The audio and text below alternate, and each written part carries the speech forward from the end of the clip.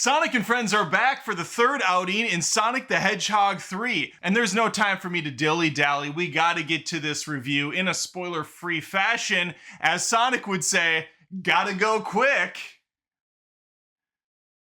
It's not right? Okay, who cares?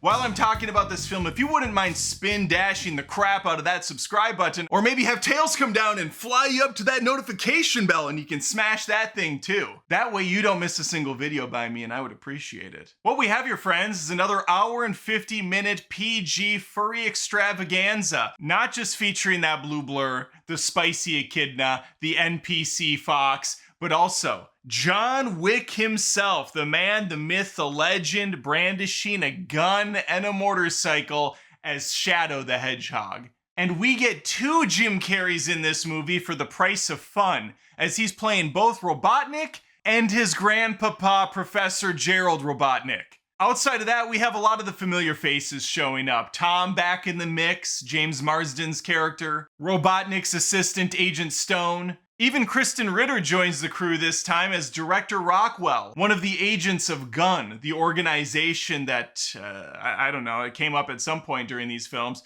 Listen, I'm a passive Sonic fan. I grew up with the games. I've played them all. I celebrate the entire Genesis catalog. Sonic CD I heard is very good. I never had a chance, never had the honor to experience it myself. But as someone who's been around the Green Hill Zone more than one time, I can tell you that fans of this series keep getting fed, and what they're being fed is, I think, some pretty fair, honest stuff from the Sonic universe. This one's no different. In fact, there's tons of Easter eggs, references, sound chimes, straight up music pulled from some of these games. And newer audiences, while they don't get the nostalgia aspect of it, still appreciate all the cute, cuddly fun that these movies provide. The Sonic films are harmless, fun family adventures. This one is no different. Now, if you were hoping for a darker, edgier flick that's more serious with the stakes because Shadow's involved. No, not really. I mean, yeah, he's got a good backstory. I was impressed with how they told his tale. I thought that it was very compelling stuff. But everything else is just kind of business as usual. Sonic's eating chili dogs, he's goofing off constantly, spitting out one-liners, going fast, of course. Knuckles just wants to punch a bunch of things, and Tails is that plucky little sidekick just trying to make the computers work. These, to me, are safe, disposable films. You watch one time, you have a good time, and then you don't really ever need to watch again. Although they're easily rewatchable all the same. And this is no different. This isn't the exception to the rule. I do think it's better than the second film, which felt a little longer than it needed to be, veered off into some weird territories. And this one, while it is a little bit shorter and a little bit more focused, still finds time to waste time with some of these human characters that they're just so desperate to give something to do for no reason at all. There's a scene later in the film where Tom and Maddie have to help Sonic and team get inside of a building. So they have these little devices on their collars and they push this thing and it lets them turn into someone else. It projects a hologram over their entire body, which not only masks them physically, but also their voice. What is this tech? I'm just sitting there going, what? Wait, how does this work? What? But everything's nonsense in the film. Nothing adds up. It's all just silly antics and shenanigans. And if you think about it for a second, then you've already done way more work than the writers have. All three that worked on this. So positives, it is a quick moving affair. Even at an hour and 50, I never felt bored or like this needed to wrap up. It has a good pace to it. It's funny, lots of jokes, a gross amount of puns. I'm a big fan of puns, don't get me wrong. I like a good one from time to time, but I mean, it's aggressive. It's really too much. And even some of the tech and some of the things Robotnik does feels like it only exists so they could put in one or two more bad puns for it. If you're here for the action, there's a good amount of it. One negative on that side, where the first two movies did a cool job of doing that Quicksilver-esque slow motion, where Sonic's moving so fast, everything else is in complete standstill. That's pretty much missing in the third film. There are little specks of it throughout, but no long-form sequences like that, which I felt was missing. There was nothing visually that grand in this one. Now, there are grand moments and grand action scenes, but nothing from a visual standpoint really impressed me this time around. That's not to say it looks bad. This is a pretty looking film. It holds up with the other two, which are also very consistently well made. Ben Schwartz as Sonic, I will say, took kind of a step back for me. I really like Schwartz as this character. He was a great casting choice. However, Sonic this time around kind of annoyed me a little bit. He was very, very over the top, very extreme with everything. And this might just be me, but Sonic looks off in this film compared to the previous two entries. There's something different about his look this time. It feels off. Like he's not quite as punchy with the blues. They faded him out a little bit. They weathered him a bit. And they almost cutesified him too much where I can't really take much of what he's saying seriously. Not that he really says much of anything that's serious at all. It's mostly just quips and one-liners. And when everybody in the movie is kind of a joke character except for Shadow, it's hard to take even him seriously because he's bouncing dialogue off of absolute ridiculous characters. But on the Shadow side, again, I thought that was very well handled. That backstory of Shadow, everything with his relationship with the young girl, that was all solid stuff. Easily the most impressive scenes in the movie revolved around Shadow. And when he wasn't on camera and we were back with the Sonic Squad, it's kind of like, all right, well, let's get back to the Shadow stuff.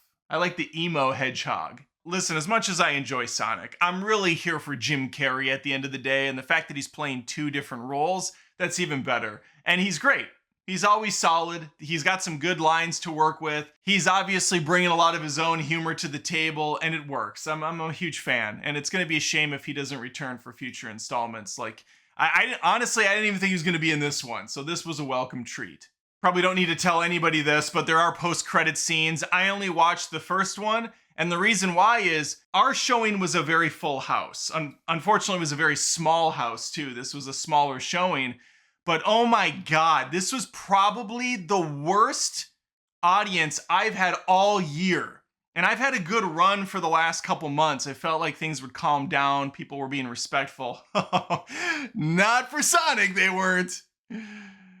Not for Sonic, they weren't. The teenagers behind my daughter and I that went, I wanted to murder them. My daughter wanted to murder them, and she's not much different in age, just different in quality. But the real MVP, and keep in mind, we were like 3 rows from the front, so there wasn't a lot of options for us to move. Someone had taken our seats that were assigned, but I'm not going to make a stink at a Sonic film. I just don't have it in me these days. But in front of us, there's the walking space, and then there's just 2 more rows of seats, and up there was this jackass couple. This guy had a commentary going throughout the entire film, loudly talking to this person, and he even brought up his phone multiple times, like every 5 minutes, either to just look at whatever or to freaking record parts of the movie and then put them on his Insta or on his Snapchat or whatever the stupid app he's using.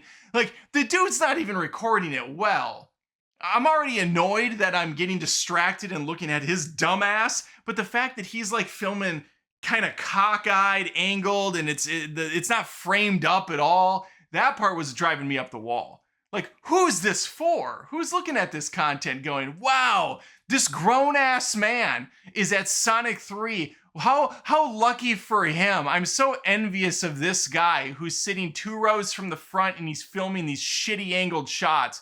What a treat. What a prince. Now, on occasion, short for occasion, when I have a bad movie-going experience, I like to go off on a tangent where I kind of viciously murder everyone there that was present, but since this is a PG movie I'm reviewing, I feel like that's in poor taste to start going on a rampage, as much as I'd like to just walk up to this fellow who's recording the film and take his head and just rip it off and set it on the seat in front of his spouse and take his spouse. It's probably just some hooker he picked up on the side of the road to go to a Sonic film with so he could feel special and important. Take his phone and then do a crappy angle of his decapitated head on the chair and Snapchat that. Oh, but we still have the teens behind me. We better go fast over to their area. Get myself into a ball, start going hypersonic, and just blur these bitches to death.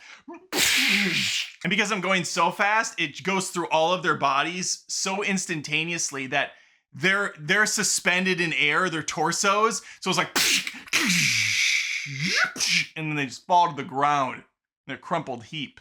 Actually, maybe I don't do that. Maybe I run so fast, I'm like Sonic in the first 2 movies where I'm doing all sorts of crazy antics, winking to the camera, tipping the hat, grabbing one's nose and just breaking it so he won't feel it until I'm done with my movements. Take another person's arm and just gently pop it out of place so that when they come to, that bone is 6 inches removed. Take a straw out of the soda and just go about an inch from the person's eyeball, and then I just let it go so that when I'm done with my speed, that motion that I put into the straw is just gonna go right through the freaking back of their head. And the last person, I just grab by the shirt and throw them high up into the air where they kind of suspend for a second, but that fall is not gonna be like a feather, Sabrina Carpenter. And then I stop my run. Dude in the air.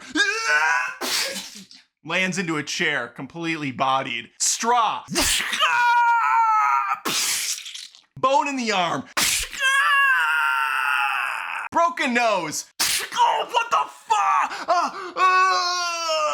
D D D D D D D D D D D. The sign spins around. I do a little spin jump. Hop on top of that little canister, release all the animals. The critters start running all amok through the theaters.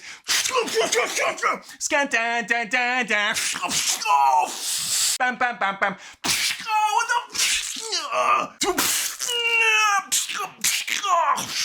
Sega.